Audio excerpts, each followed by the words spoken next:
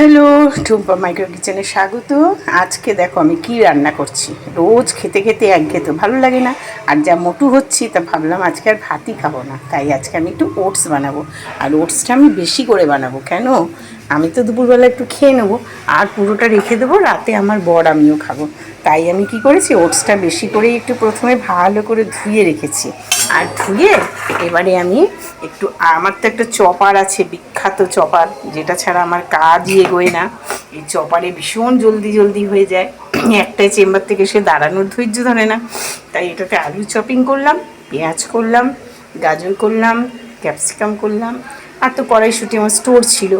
তো এখন আমি কি করব, তেল গরম হয়ে গেছে, এর মধ্যে আমি একটু আদা বাটা, গোটা জিরে ফোড়ন দেবো, দিয়ে আলুটাকে আগে দেবো, দিয়ে কিছুক্ষণ নেড়ে এগুলো সব ঢেলে দেবো, দিয়ে জিরে গুঁড়ো, ধনের গুঁড়ো, হলুদ গুঁড়ো সব মশলা দিয়ে কাঁচা লঙ্কা দিয়ে ভালো করে ভাজবো।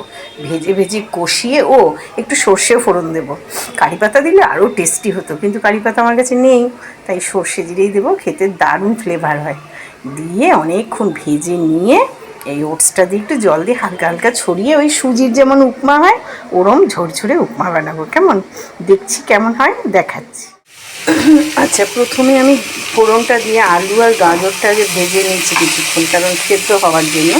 এবার আমি দিচ্ছি কড়াইশুঁটি, পেঁয়াজ, আর দিলাম ক্যাপসিকাম। এইগুলো দিয়ে একটু ভাজা ভাজা হয়ে একটু টমেটো রেখেছি, টমেটো দেবো।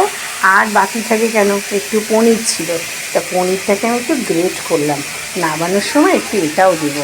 করবই যখন একটু বেশ তরিজুত করেই করি, বেশি করেই যখন করছি। একদিন তো খাই, কারণ এই ওটসের না খিচুড়ি খেতে খেতে আর ভালো লাগছে না, তা ভাবলাম একটু ওটসের উপমাই করি। খিচুড়ি আর কত খাওয়া যায়, দেখা যাক উপমাটা কেমন টেস্ট হয়। দেখো, সবজিটা পুরো হয়ে যাওয়ার পর আমি পনিরটা দিয়ে দিয়েছি, আর একটু ম্যাগি মশলা দিয়ে একটু জল ছড়িয়ে দিয়েছি। এই জলটা শুকিয়ে আমি এবার ঝুরঝুরে করে ফেলবো। ব্যাস হয়ে যাবে আমার, ব্যাস উপমা একদম খাওয়ার জন্যে রেডি। ওটসের উপমা আমি আগে কখনো করিনি, শুধু খিচুড়ি করতাম, গোলা রুটি করতাম, অনেক কিছুই করতাম, কিন্তু আজকে আমার যা লাগলো না, সত্যি এটা একদম দারুণ খেতে হয়েছে।